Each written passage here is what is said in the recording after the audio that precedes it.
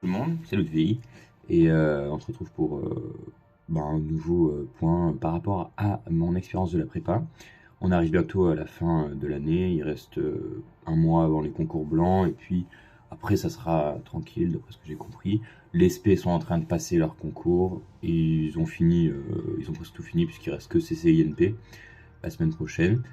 Et puis, euh, et puis après ça sera les euros mais en gros c'est presque terminé quoi la première année. Et j'aimerais parler de... En fait, j'ai beaucoup parlé de mes performances que j'aimerais pouvoir faire, que je voulais être premier. Et, et c'est vrai, j'ai toujours envie d'être premier. Mais j'ai jamais parlé de ce que moi je ressentais par rapport à ce que je faisais en fait. C'est-à-dire que je donnais mon ressenti par rapport à ce que je recevais en notes, ce que je recevais de la part de mes amis par rapport à ce qu'ils pensaient de moi, par rapport à ce que les profs pouvaient penser de moi. Par exemple, mon conseil de classe, ce genre de truc, par exemple, ça j'ai partagé, mais je n'ai jamais partagé ce que j'avais au fond de moi quand je faisais les choses. Et il y a une vraie dualité entre les deux perceptions, parce que d'un côté, je réussis vraiment très bien. C'est vrai, j'arrive à m'asseoir sur la troisième place assez régulièrement sur les DS de maths. En physique, j'ai déjà majoré, je suis régulièrement dans les trois premiers, c'est vrai. En informatique, j'ai complètement lâché la matière parce que ça ne m'intéresse pas, c'est pas parce que c'est compliqué, mais juste ça ne m'intéresse pas. Et puis, je sais pas, ça me donne pas envie. Moi, bon, j'en parlerai peut-être après. Mais en info aussi, je m'en sors pas trop mal, puisque même en ne foutant rien, j'arrive à être dans le top 7 sans rien foutre, quoi. Et donc, je m'en sors bien au niveau des résultats, ça c'est un fait. Même en français, je dois être dans le top 5. En anglais, c'est un peu plus compliqué, mais je pars quand même de avant-dernier à top 10. Donc voilà, au niveau des résultats, c'est compliqué de dire que je m'en sors pas, quoi. Mais, mais c'est compliqué parce que moi, quand je suis parti du lycée pour aller en prépa, au lycée, j'avais pas beaucoup de confiance en moi. J'ai jamais vraiment eu confiance en moi dans mon parcours scolaire et au-delà, même dans ma vie. Je veux dire que quand j'étais petit, j'ai eu des difficultés. J'ai dû aller voir un psy. C'était compliqué. J'ai jamais vraiment eu de confiance en moi. Mais ça, c'est commun à beaucoup de personnes. Et je suis parti en prépa avec la conviction que ça allait me faire changer d'attitude par rapport à moi-même et que j'allais prendre confiance en moi en me faisant violence en fait. Moi, ce que je voulais, c'était que j'arrive en prépa et que beaucoup de personnes soient très meilleures que moi et que je me rende compte que je suis pas bon quoi. Mais ça aurait dû être positif et je pense que ça serait toujours positif si ça m'arrivait encore. Parce que ça m'aurait forcé à me regarder dans les yeux et à me dire que je sais pas. En fait, je pense que mon absence de confiance en moi, elle vient aussi du fait que je réussis pas mal de trucs sans vraiment rien faire. Je veux dire que à l'école, j'ai jamais rien fait et je m'en suis toujours sorti. Et en prépa, j'ai l'impression de rien faire et je m'en sors quand même. Moi, on m'avait vendu la prépa comme une expérience douloureuse, une expérience où j'allais pas pouvoir me coucher à l'heure que je veux parce que je devrais finir mes devoirs, je devrais finir mes exercices, que je comprendrais pas grand chose, que la question qu'on se pose c'est pas qu'est-ce qu'on fait au prochain chapitre, mais comment je vais faire pour récupérer les trois chapitres que j'ai pas réussi à boucler. Mais c'est pas ça. Moi je vis pas ça comme ça la prépa. Et moi je voulais la vivre un peu comme ça parce que ça m'aurait obligé à faire quelque chose. Ça m'aurait obligé à me battre pour les résultats que j'ai, que j'aurais pu avoir. Et là, non. Là, je vise l'excellence, je vise, c'est-à-dire que je vise un niveau que je n'ai pas, ça c'est vrai. Je suis toujours très, très déçu de toutes mes performances. J'ai toujours l'impression que j'ai raté. Quand je sors d'un DS, c'est plus fort que moi, mais je suis obligé de le dire. C'est que je pense sincèrement que j'ai vraiment loupé tout le DS. si sur un chapitre, je suis pas capable de refaire toutes les démos, j'ai l'impression d'avoir rien compris. Et quand je parle avec les autres personnes qui sont, pour la plupart, enfin, c'est compliqué parce qu'il y en a que 2 qui sont meilleurs que moi. Bah non, moi, il y en a 5 qui sont vraiment bons, bref, on s'en fout. La plupart des personnes avec qui je parle, c'est pas le top. Moi, j'ai beaucoup plus d'amis qui sont dans le milieu, peut-être plus bas. Voilà, mais c'est des très bons amis et je m'entends beaucoup plus avec eux qu'avec ceux qui sont dans le top. Et quand je parle avec eux, j'ai pas l'impression de parler avec des gens qui doutent. Ils sont souvent confiants, ils ont jamais ce moment où ils ont l'impression de pas avoir assez fait quelque chose. Peut-être que ça vient d'un détachement et qu'ils ont, en fait, ils ont pas les mêmes objectifs que moi. Mais je sais pas, j'ai l'impression qu'ils maîtrisent le sujet parce qu'ils ont l'impression de le maîtriser. Ils me disent ouais, moi je maîtrise le sujet comme j'ai envie de le maîtriser. Les exercices, j'ai réussi à les faire. Et au DS, il y a un problème parce que moi je performe et eux ils performent pas. Alors que moi je suis pas confiant et eux ils sont hyper confiants.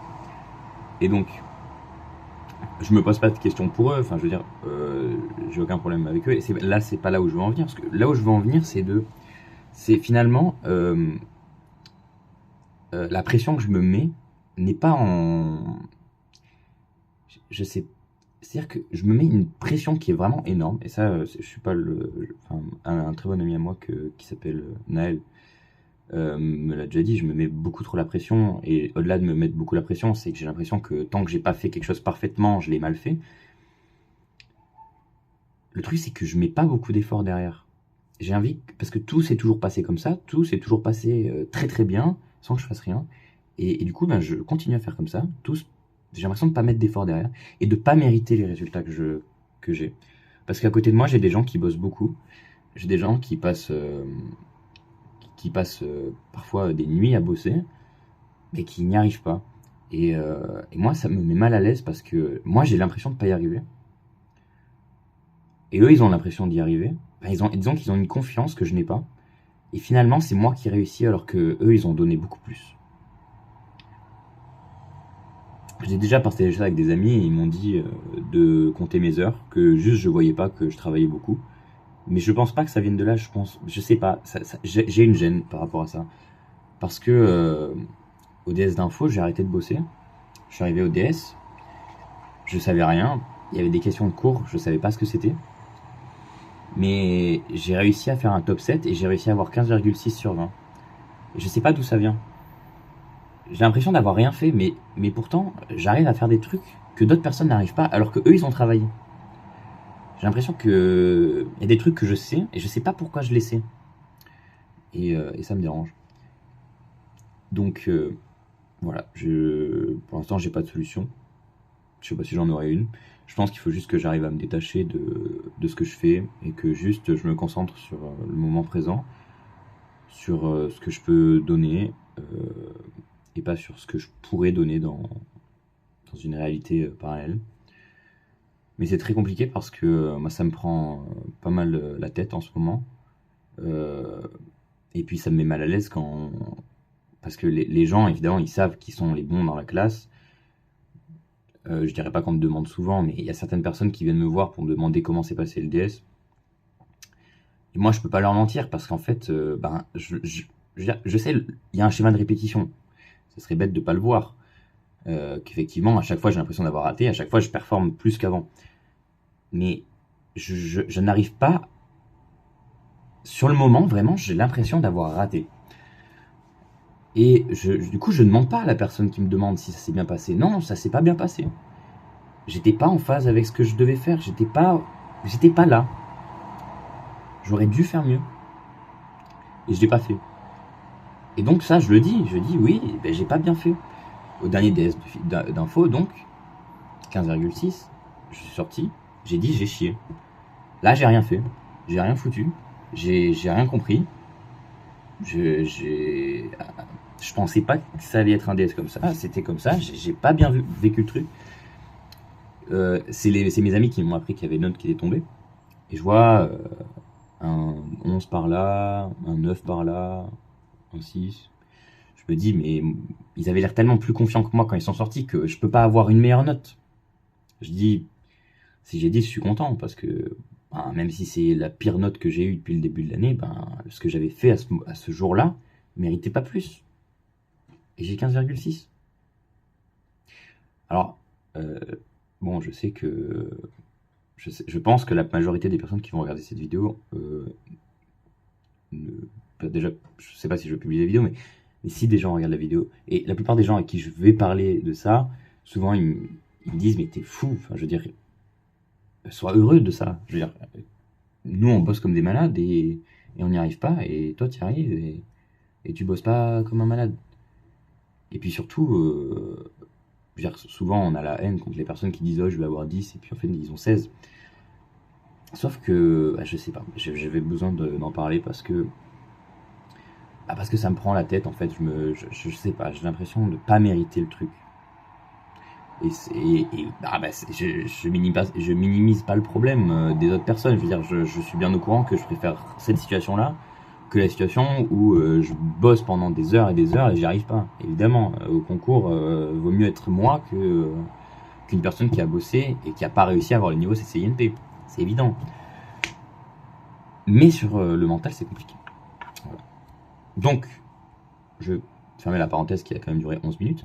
Mais j'avais quand même quelque chose d'autre à vous dire, qui est que j'ai un frère jumeau, ça vous vous en foutez sans doute, mais il est aussi en prépa, il est en MP2I, et, et il est pas dans ma prépa, il est dans une autre prépa, qui est une prépa moins bien classée si on veut être dans les faits, mais en réalité, ma prépa est pas non plus très bonne, je veux dire, c'est la prépa Kléber.